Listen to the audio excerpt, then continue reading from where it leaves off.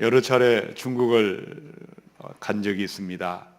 중국에 가시면 시장에 갈 일이 있죠. 시장에 가면 최고급의 시계들이 많은 시계들이 여기저기 진열되어 있습니다. 더 놀라운 것은 그 시계의 가격이 너무나 싸다는 것입니다. 롤렉스 시계가 10,000원만 주면 살 수가 있습니다. 너무나 놀랐습니다. 도대체 몇 개를 사야 되나? 그런데 짝퉁은 진품과 별로 차이가 나지 않는데 진품은 알아보니까 가격이 수천만 원에 해당하더라고요. 겉으로 보면 진품과 짝퉁은 별로 차이가 없습니다.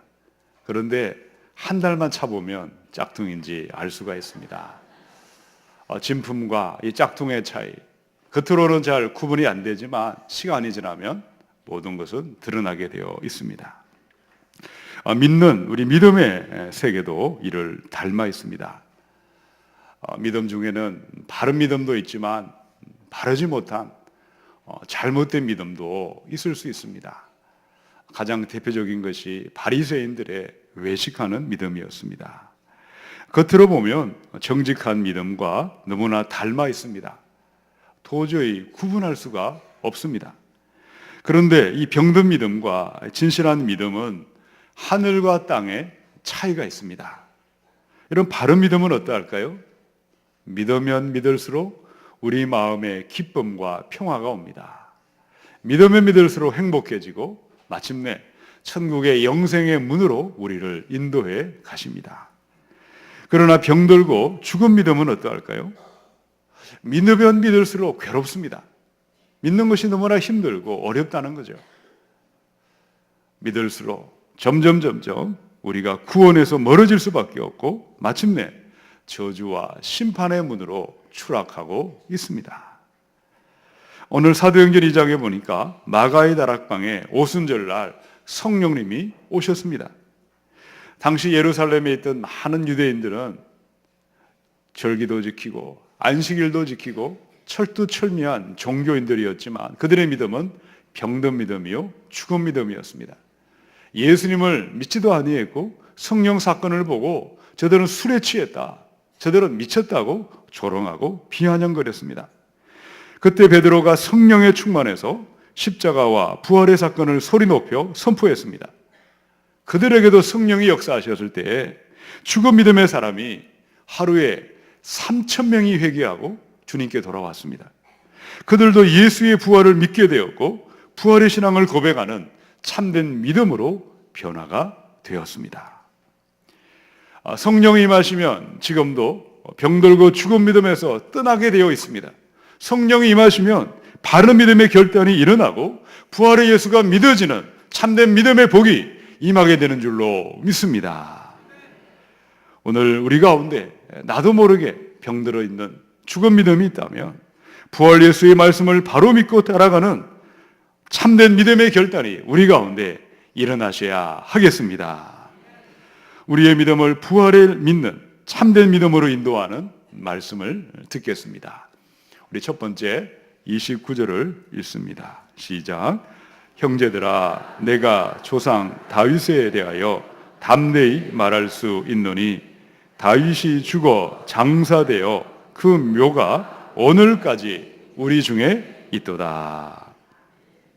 여러분, 사도행전 2장을 펴시면 성령 강림 사건이 제일 먼저 기록되어 있습니다. 120명이 성령님을 기다렸습니다. 누가복음의 끝에 보면요, 이성을 떠나지 말고 위로부터 약속하신 성령을 기다리며 기도하라고 우리 예수님이 말씀했습니다. 500명이 말씀을 들었는데 120명이 끝까지 남아서 기도하며 하나님을 기다렸을 때 하늘로부터 성령님이 임하셨습니다. 그 성령에 충만한 그 모습을 보고 유대인들이 13절에 보니까 저들은 새술에 취했다. 이 대낮에 그들이 알아들을 수 없는 전 세계의 말을 가지고 방언을 하는 모습을 보고 술에 취했다고 조롱하고 비방을 하기 시작했습니다. 그때 베드로와 11사도가 일어나서 소리 높여 성령님이 주시는 말씀을 선포했습니다. 오늘의 말씀은 베드로의 메시지요, 베드로의 설교라고 할 수 있습니다. 그러나 베드로가 자기가 말한 것이 아니라 성령의 감동을 따라서 성령의 말씀을 그들에게 선포했던 것입니다. 여러분, 지금도 마찬가지입니다. 주일날 예배 시간에 이 목회자가 단에 서서 말씀을 전합니다. 이 설교하는 시간은요, 목사님이 연구하고 공부하고 목사님의 개인적인 철학과 사상과 견해를 우리 성도님들에게 강연하는 시간이 아닙니다. 설교는 세미나도 아니고 강연회도 아니고 만담하는 시간도 아닙니다. 설교는 오직 성령님의 충만을 받아서 예수 그리스도만을 전하고 예수 그리스도만을 높이는 것이 설교의 본질인 것입니다. 오늘도 하나님의 영의 말씀을 성령의 충만함을 받아서 예수님을 바로 듣고 바로 이해하고 예수님을 바로 믿는 바른 말씀이 되어야 하겠습니다. 자, 성령 충만한 베드로의 말씀을 듣고 그들은 어떻게 반응을 했습니까? 먼저 술에 취했다고 했을 때 베드로가 29절을 이야기합니다. 베드로는 한 사람을 예를 들어 이야기하고 있죠. 그 사람이 바로 다윗이었습니다. 25절에서 28절까지는요, 시편에 있는 16편에 있는 말씀을 베드로가 설교 시간에 그대로 인용해서 그들에게 이야기한 것입니다. 베드로가 말합니다. 예수님의 부활은 어쩌다가 일어난 것이 아니다. 우연히 일어나는 것도 아니고 너희들에게 사기를 치는 것도 아니다. 이것은 이미 우리가 사랑하는 조상 다윗이 오래전에 성령의 감동을 받아서 다윗의 자손 중에 메시아가 태어날 것이고 메시아는 죽음을 당하지 않고 썩음을 당하지 않고 다시 살아나리라. 부활의 말씀을 다윗이 직접 들었습니다. 그리고 믿음의 눈으로 직접 보았던 것을 실제가 되어 나타나는 것이 예수의 부활인 것을 베드로가 선포했던 것입니다. 그것이 바로 30절, 31절의 말씀입니다. 우리 30절로 31절을 함께 읽습니다. 시작. 그는 선지자라 하나님이 이미 맹세하사 그 자손 중에서 한 사람을 그 위에 앉게 하리라 하심을 알고 미리 본고로 그리스도의 부활을 말하되 그가 음부의 버림이 되지 않고 그의 육신이 썩음을 당하지 아니하시리라 하더니. 여러분, 다윗은 그리스도의 부활을 미리 보았습니다. 어떻게 보았을까요? 눈으로 보았습니까? 꿈으로 보았습니까? 부활은 하나님의 선하심을 믿는 데서 시작합니다. 나에게 와서 말씀하시는 그 하나님은 참되시고 신실하시고 믿을 만한 분이라는 하나님을 믿는 믿음에서부터 모든 부활은 시작하는 것입니다. 하나님은 다윗에게 부활을 말씀해 주셨습니다. 나에게 말씀하신 하나님은 언제나 신실하시고 참되시고 선하십니다. 하나님의 말씀 또한 신실하십니다. 지금도 우리는 하나님의 신실하심을 믿고 참되시고 선하심을 믿고 있습니다. 그 하나님의 말씀도 신실하고 참된 것을 믿고 있습니다. 하나님은 거짓이 없으시고 하나님은 참되시고 신실하시다는 사실을 믿을 수 있다면 그 하나님이 말씀하시는 예수의 부활 또한 믿음으로 받아들이고 믿고 우리가 부활의 신앙으로 나타날 수 있는 줄로 믿습니다. 예수께서 나는 부활이요 생명이니 나를 믿는 자는 죽어도 살 것이고 살아서 나를 믿는 자는 영원히 죽지 아니하리니 이것을 네가 믿느냐라고 물으셨습니다.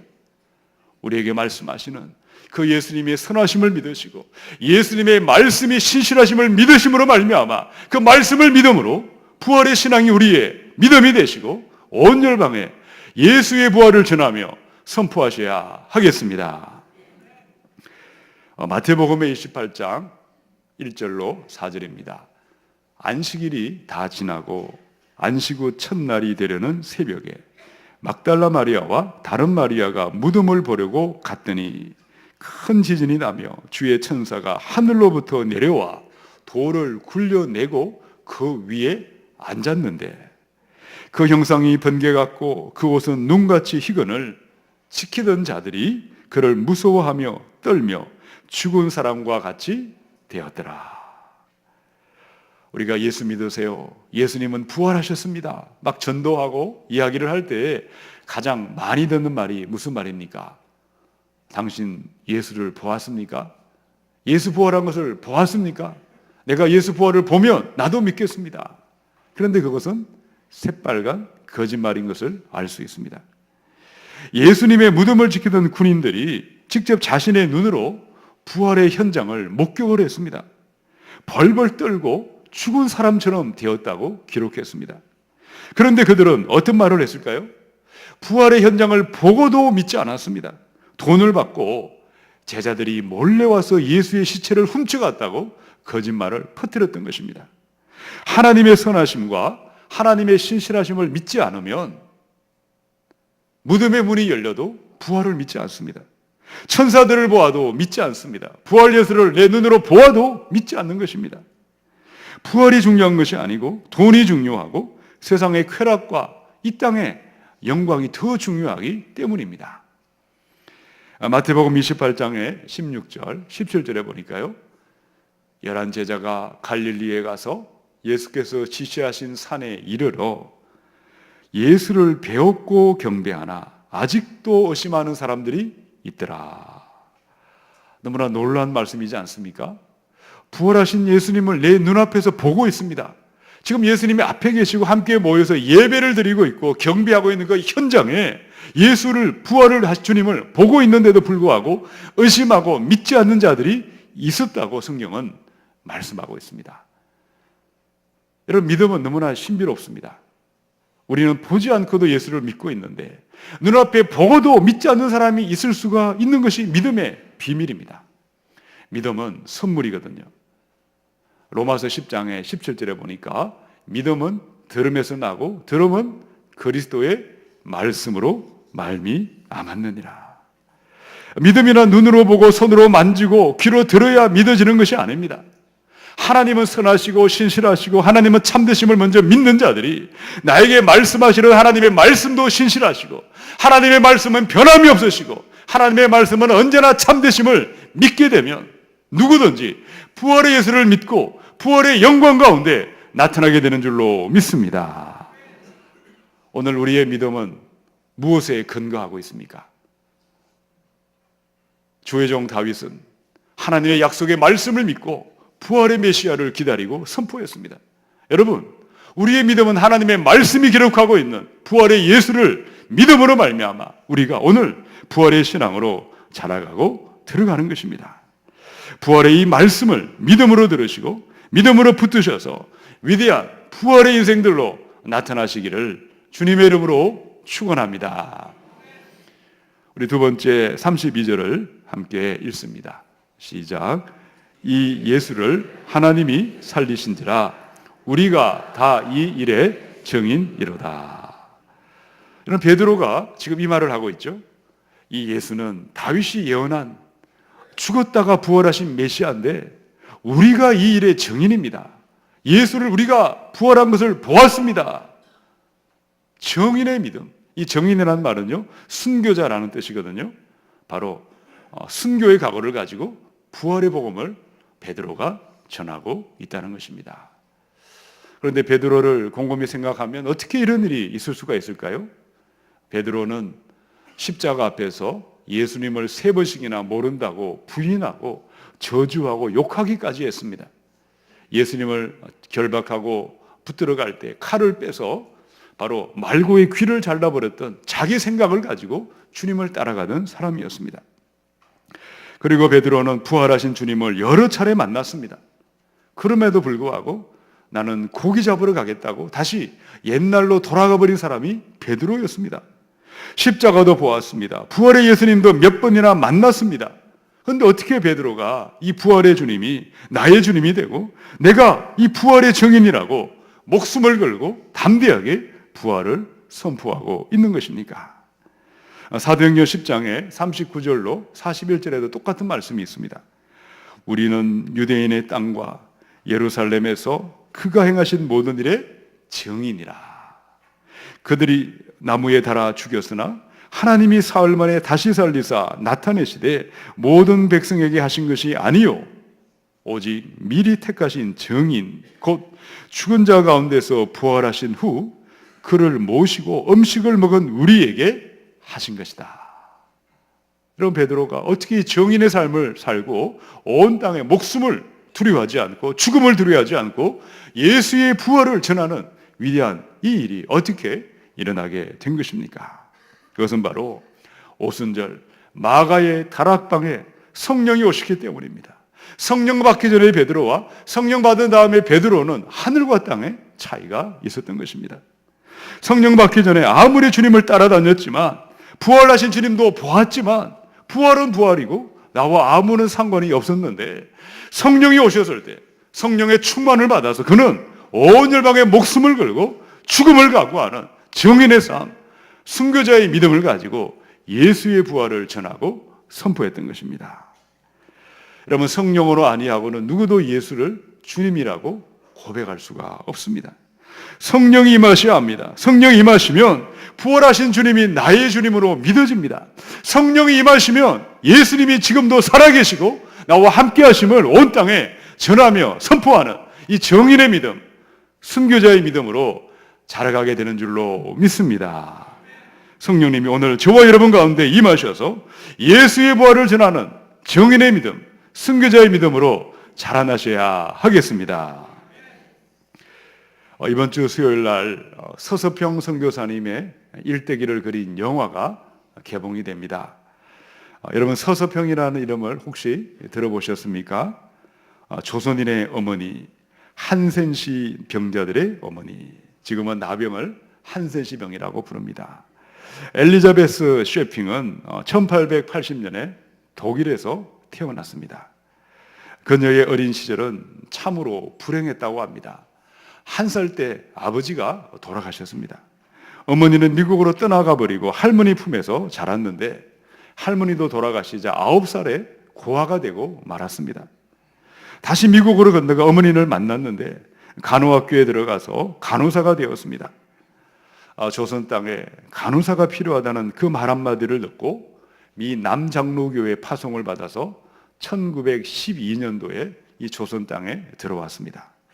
그때 지은 한국식 이름이 서서평이었습니다.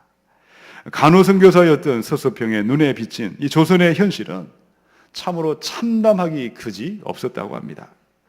서서평은 주로 전라도 지방에서 간호사로 일을 했습니다. 집집마다 사람을 찾아다니면서 공중보건을 가르쳤습니다. 인신매매와 공창 폐지 운동에 참여했다가 인신매매를 당해 노예처럼 살고 있는 아이들 14명을 구출하고 자신의 양자와 양녀로 입양을 했습니다. 그녀는 오갈 데 없는 과부 38명과 자신의 비좁은 집에서 함께 생활을 했습니다. 나중에는 한센시병 환자들을 돌보는 일에 헌신하게 되었습니다. 당시 이 조선의 한센시 병자들은 극심한 따돌림을 당했고 멸시를 받았습니다. 그녀가 이들을 모아가지고 행진을 벌이니까 일제 총독부가 깜짝 놀라가지고 바로 나병 환자들을 위한 환자촌을 소록도에 하도록 허락해 주었다고 합니다. 서서평은 1934년도에 만성 풍토병과 과로로 인해서 하나님의 부름을 받았습니다. 당시 그녀가 남긴 것은 동전 7전, 그리고 강냉이 2홉, 그리고 담요 반장이었습니다. 그나마 있던 담요도 길거리의 거지를 위해서 반을 잘라 주었다고 합니다. 이 서서평의 장례식은 그녀의 도움을 받은 수많은 사람들로 인산인해를 이루었습니다. 많은 사람들이 어머니라 부르고 통곡을 했습니다. 전라도 광주 땅에 처음으로 시민장으로 성대한 장례식이 열렸던 것입니다. 사도행전 2장의 32절에 이 예수를 하나님이 살리신지라 우리가 다 이 일의 증인이로다. 진실로 부활한 주님을 만난 사람은 나를 위하여 죽으시고 부활하신 주님을 위하여 목숨을 거는 정인의 삶을 살게 되어 있는 것입니다. 베드로가 그러했고 바울이 그러했고 서서평 선교사님이 그러했고 수많은 믿음의 사람들, 부활을 진실로 믿는 사람, 부활의 예수를 만난 사람들은 내 목숨을 걸고 정인의 삶을 살며 온 땅에 다시 사신 예수 그리스도 부활의 주님을 전하며 선포하는 줄로 믿습니다. 사랑하는 여러분, 오늘 우리는 과연 부활을 믿는 사람인지, 과연 나는 부활을 믿고 나의 삶을 부활하신 주님을 위하여 드리며 바치며 온전히 헌신하고 있는지 우리 자신을 돌아보아야 하겠습니다. 우리는 사나 죽으나 우리의 생명은 주님의 것입니다. 우리가 진실로 부활을 믿는 사람이라면 잠시 있다 사라져버리는 이 땅을 위하여 살아갈 수가 없는 것입니다. 다시 사신 예수 그리스도, 부활하신 주님을 만난 사람은 내 목숨을 내어 던지며 정인의 삶을 살고 순교자의 길을 걸어가게 되어 있습니다. 오늘 부활하신 주님이 함께 하셔서 목숨을 바치는 정인의 믿음, 순교자의 믿음으로 일어나셔서 부활의 예수님을 온 땅에 전하시기를 우리 주님의 이름으로 축원합니다. 우리 세 번째 33절을 함께 읽겠습니다. 시작. 하나님이 오른손으로 예수를 높이심에 약속하신 성령을 아버지께 받아서 너희가 보고 듣는 이것을 부어주셨느니라. 아멘. 33절에 보니까요, 성부와 성자와 성령 삼일체 하나님이 한꺼번에 33절에 등장하고 있습니다. 아버지 하나님이 오른손으로 성자 하나님이신 예수님을 높이셔서 약속하신 성령 하나님을 아버지께 받아서 너희에게 부어주셨다. 여러분, 예수님의 부활 사건은요, 성부와 성자와 성령의 삼일체 하나님의 가장 중심적이고 본질적인 사건이 예수의 부활 사건이었습니다. 특별히 33절에 우리가 기억할 단어가 한 가지 있습니다. 너희가 보고 듣는 이것을 어떻게 하셨죠? 부어주셨느니라. 이 부어주다는 말은요, 용솟음치게 하시다, 솟아져 나오게 하다, 흘러나오게 한다는 뜻입니다. 여러분, 성령이 임하시면 성령의 충만한 모습을 어떻게 표현하고 있습니까? 부어주는 것입니다. 성령님은 주는 둥 마는 둥, 줄까 말까, 있는 둥 마는 둥 그렇게 역사하지 않습니다. 부어주는 것입니다. 충만하게 부어주시고 차고 넘치도록 부어주십니다. 누구든지 성령의 부어주심으로, 성령의 용솟음치게 하심으로 부활의 정인이 되게 하시고 그리스도의 위대한 부활의 복음을 전하며 선포하게 하시는 줄로 믿습니다. 요한복음의 15장 26절입니다. 내가 아버지께로부터 너희에게 보낼 보혜사, 곧 아버지께로부터 나오시는 진리의 성령이 오실 때에 그가 나를 증언하실 것이요. 성령님이 오시면 예수 그리스도를 증언하십니다. 예수가 하나님이 되시고 죽으시고 부활하심을 믿게 하시는 분은 성령님의 역사이신 줄로 믿습니다. 16장의 13, 14절에 보니까 그러나 진리의 성령이 오시면 그가 너희를 모든 진리 가운데로 인도하시리니 그가 스스로 말하지 않고 오직 들은 것을 말하며 장래 일을 너희에게 알리시리라. 그가 내 영광을 나타내리니 내 것을 가지고 너희에게 알리시겠습니다. 성령님은 예수님을 영화롭게 하는 영이십니다. 예수님을 드러내시고 예수의 영광을 알리시는 분이 성령 하나님이십니다. 부활 예수께서 진리의 성령님을 우리에게 보내주셨습니다. 성령은 성부 하나님, 성자 예수님께서 물붓듯이 부어주십니다. 지속적으로 부어주시고 끊임없이 부어주십니다. 성령이 부어주실 때 예수의 부활이 나의 부활이 됩니다. 성령이 부어주실 때 부활의 복음을 온 땅에 전하게 하고 선포하게 하십니다. 지금도 성령을 사모하는 사람, 성령을 갈망하는 사람, 예수의 피곤새로 거룩과 성결을 사모하는 자들, 엎드려 기도하고 갈망하는 자들에게 성령을 부어주시는 줄로 믿습니다. 금을 찾듯이, 은을 찾듯이 성령을 사모하시기 바랍니다. 사슴이 신의 문을 찾는 그 갈망함을 가지고 성령을 사모하시고 성령을 기다리며 엎드려 기도하셔서 다시 사신 그리스도의 부활의 정인이 되어야 하겠습니다. 사도행전의 6장 1절에 그때의 제자가 더 많아졌는데 헬라파 유대인들이 자기의 과부들이 매일의 구제에 빠진다. 이 빠진다는 것은 제외된다는 뜻입니다. 제외됨으로 히브리파 사람을 원망하니. 그토록 성령이 충만했던 예루살렘 교회가 기도 생활을 등한시했습니다. 말씀 생활을 등한시했을 때 교회 안에 다툼이 일어나고 분쟁이 일어났습니다.